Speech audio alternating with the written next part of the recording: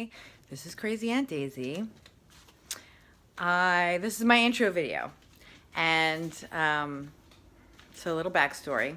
I was told by a few people that I need to document some of my transitions, and I've been doing that. I was told I should write things down and journal, maybe write a book.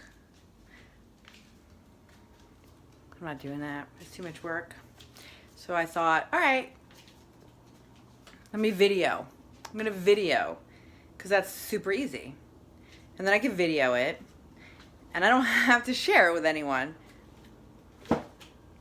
That was my plan. That is my plan.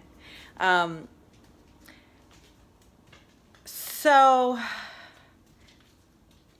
this process, this videoing process, it's been about 2 months now.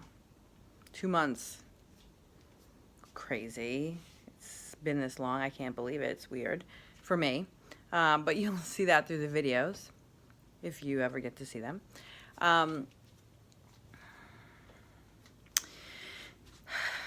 This process has been beneficial. I mean, I'm doing them because I've been told that it would be beneficial. And you're seeing my apartment, which I didn't clean.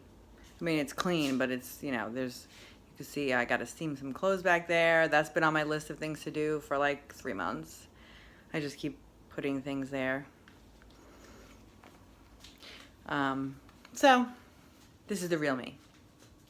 And I put on a modicum of makeup and I curled my hair a little so I look decent. And this is probably the best you'll ever see me on these videos because I do them like right before bed. I do them when I get back from yoga. I do them from the beach. I do them from the park. And I usually, they're me. They're raw videos. They're my raw feelings. You can see I'm processing emotions. And that's what I was going to say is the point of these was to help other people.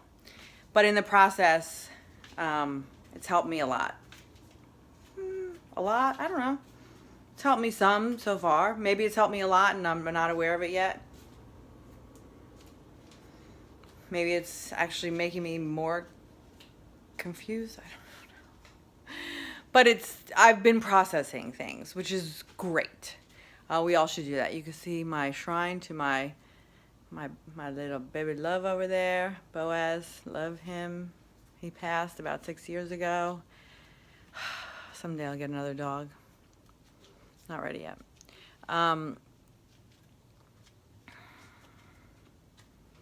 So it's helped me significantly.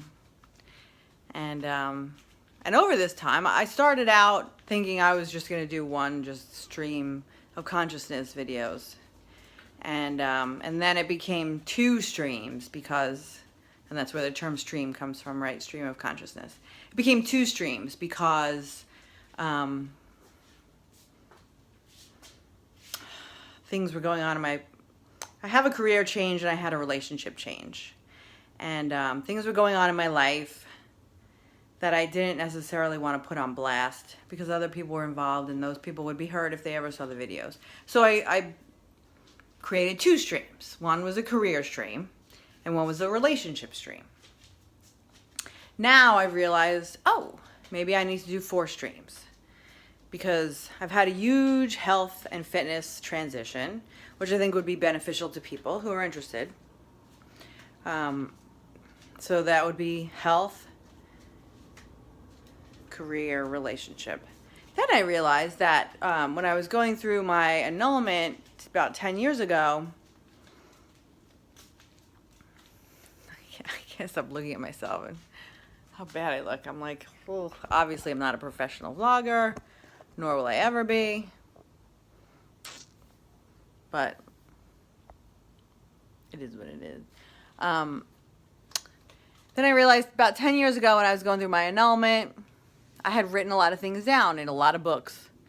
And my intention was that I could write down things in these books and that I would look at them later on whenever I needed them to help me. I could just open a book and read something that I wrote. And it's not just things that I wrote, it's things that I read or listened to, because I, during that time, was trying to surround myself with just positivity. So I would watch a lot of podcasts, watch a lot of videos, because I wasn't capable of actually reading, which is one of my favorite things to do. But I was sick with hyperthyroid, and I was distraught. So I couldn't physically read a book. I was shaking all the time. I couldn't read a book. I don't know how else to describe it. Physically, I could not read a book. If you've been in that state, you understand what I mean. If you haven't, it sounds weird, but it's true. I didn't believe it until I went through it. So I couldn't read. And Oprah, she had a Soul Sunday or something like that. Sunday Soul something. And I'd watch those videos. Eckhart Tolle, huge help. Anything I could find. Pastor from Atlanta, who's wonderful, Charles Stanley. His son, I want to say Alan Stanley, has a big church in Georgia. Charles Stanley, amazing, beautiful. So listen to a lot of his stuff too. Anything you could find that resonates with you when you're in a negative time. So anyway, I wrote all these things down so that I could look at them later. And then I thought, well, I don't have any kids. So this is kind of, other people could benefit from this. So I thought, well, I'll write a book for my nieces because, maybe it could help them to try to get through life. And I didn't do that. And then I thought, well, if I write a book for my nieces, well, then I could just write a book because this will help a lot of people if they're interested. I didn't do that either. Like I said, this was 10 years ago. I didn't do that because why? Because I'm just not going to write a book. I'm just not. So when people told me to write a journal, write my things down, write this transition, I was like, I'm not doing that because I'm not going to do that. So I thought, well, how can I check off this box in the easiest way possible? And I said, well, I'll just put videos. I'll make videos. So I put some videos together. And the videos have helped me, which ultimately is great. I mean, that's huge. But these videos could help other people. I know that my tragic situation, you can also see the laundry on my couch bed that I have a couch. I made it into a bed so I could lay there instead of laying on my own bed because, you want your bed to just be for sleeping because then you'll feel like a big loser if you're always just laying down on your bed, right? So I was like, well, I'll just lay down on my couch and make it like a bed. And then I threw laundry on it, and you can see that. Whatever. So I made these videos, and they've been very helpful for me. Oh, so so when I was going through my devastating annulment time, I went. It was, I think, a little bit before my 1-year anniversary of what would have been my wedding. So it was, I can't remember exactly the time frame. It might have been the 2-year. It might have been the 1 year of the annulment. I don't remember. I went to Costa Rica. And because that's where he wanted to go. That was his life's dream, was to go to Costa Rica fishing. So we got an annulment, and then I went, oh, I'm going to go to Costa Rica. So I did. And that was the first trip I took by myself. And I've been on many trips by myself, and I've traveled all over the world. It's wonderful. And so I'm very thankful that happened, and that motivated me to have the courage to do that, because travel is amazing. It's like one of the most important things. I'm addicted to it. It's life sustenance. Where I first got addicted to it was probably in college when I went on a summer internship, not an internship, summer abroad. But I didn't travel much since then. So I reinvigorated that passion, and it's just wonderful. It's one of the things I live for. So that's very important. But so I went on this trip to Costa Rica. I met a wonderful couple. They were taking this trip as their first year anniversary. Very happy, bliss, lovely, wonderful, amazing. Both their second wedding anniversaries. So happy. 5 years later, we actually spent multiple of their anniversaries together. Some of them in Cabo, where I have a timeshare, and I bring them down, and they loved it too as much as I do. I love Cabo. Everyone I take there loves it. It's wonderful energy there. Happy until one day, no more happy. Like literally one day, no more happy. And then they broke up, which was a shock to everyone involved. So, my experience, while initially, she's a therapist, so she was initially trying to help me, and because I wasn't in a relationship, and I don't think that you should. Being single is not an affliction. Being single is not a problem. Being single is just a state of being. And it's not necessarily a bad state of being. It's just a state of being. So it's very healthy, actually. If you're haven't found someone you want to be with, you should just be single. And unless you're happy being single, you shouldn't be in a relationship. Because if you're not happy by yourself, what the hell are you doing trying to pawn that shit off on someone else?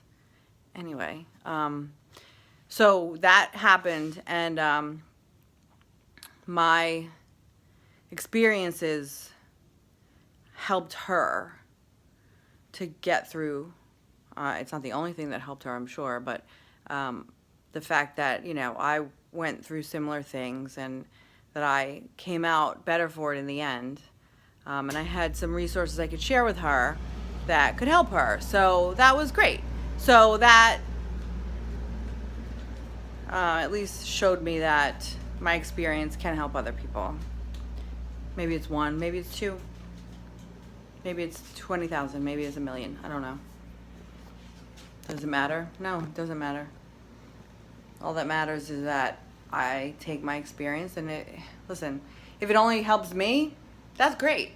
That's cool. If it helps another person, which it has already, that's double better, right? That's great. That's even more great. Double great. If it helps, every single person that it helps is like another amazing miracle. And I'll take that. Like, they say, I don't know what you call it. It's not a cliche, but it's maybe a tale or it's not a folk tale. I don't know what it is, but there's a story that says, one of those things that like in the early 2000s we would email stuff before Facebook got big. So an email that went around that was something about a starfish, and the starfish, some kid was throwing starfishes. There was a bunch of starfishes washed up on the water, on the beach. And a kid was throwing starfishes back in the water. And a guy or a woman or someone came around, someone less connected or someone more cynical came around and said, hey kid, or whoever it is, whatever good soul you are, throwing the starfishes back, said, there's 1 million starfishes on this beach. You are not going to make an impact by throwing these starfishes back in the water. And he said, well, I might not be able to make an impact on 1 million starfishes, but for this starfish, I will save his life. Oh, chills. Chills. Because it's so true. I can't save the world. You can't save the world. But you can save someone's life. You can make a big impact. And maybe you won't. But you'll never know unless you try. So, I am making an impact on my own life. If you ever see this video, maybe I'll make an impact on your life. Either way, I'm better for it, and my hope is that you will be too. And really, that is my only hope. So, I mean, listen, if I can fix the world and make everyone happy and better, and I would do that in a heartbeat. I don't know how to do that. I can't do that. Everyone has to do that for themselves. But maybe something I say will resonate and help you. So, that being said, there's a bunch of videos. I look like total crap. And I'm okay with that. If you're okay with that, you keep watching. But what that also reflects is that everything you see is real, it's genuine. Make an ass out of myself, make a jerk out of myself, show you all the ugly. I don't know if I'm going to show you all the ugly, to be honest. Like I said, there's 4 streams. The easiest stream for me to share is the pain stream, because that's mostly me just reading out of books from 10 years ago about positive messages. The first video has a little bit of emotion in there. The rest of the videos, honestly, I start with a big smile, and I laugh, and I end smiling, so it's not terribly painful. It's good. It's positive. The health stream, that's easy. You know, all I can do is tell you what helped me. And if you don't like it, or you read things that are opposed to what I say, okay. Do you? I mean, you have a different, I have my body. That's all I have. I know what works for this body. My body has different chemical structure and physical structure than yours. You have to figure out what works for you. What works for me is not going to work for you. You have to figure out what works for you. If you want to be healthy, you will. The career stream is also, you know, I'll have to bleep out some people's names probably so I don't get sued, but pretty antiseptic. You know, me, I had a company. Unfortunately, that company is now in the hands of someone else, and now I have to find a job. So everyone's gone through that. I've been through it before. Totally fine.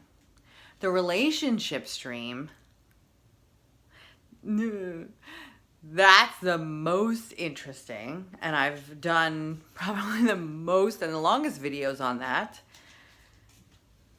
That's harder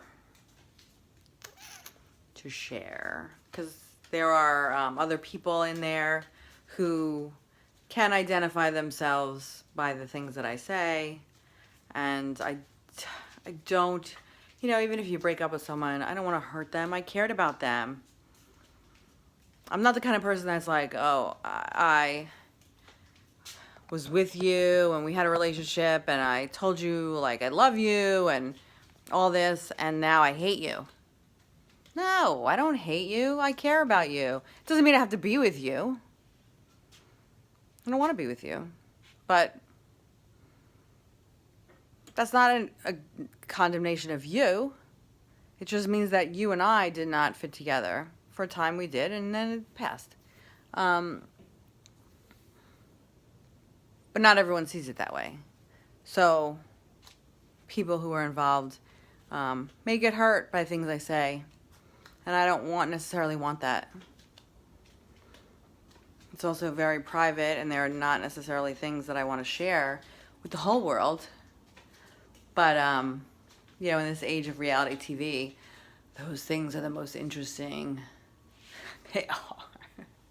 That's the best stream. I hate to say it. So we'll see if someday I share that. I don't know. If this gets popular enough and I can just work off of doing this, then I will, because who cares? Because then I'll make money off of telling everybody about my crazy-ass life. Crazy Aunt Daisy. But in the meantime, I need to have a job. So it means I need to be somewhat respectable in the community, in society. So I don't want to, one, I don't want to hurt people, and two, I also, you know, need to keep some stuff on the down low. But anyway, this is the intro. Look at me while I look halfway decent, because you're not going to see this again. So I hope you enjoy it and benefit from it, most importantly. Peace out.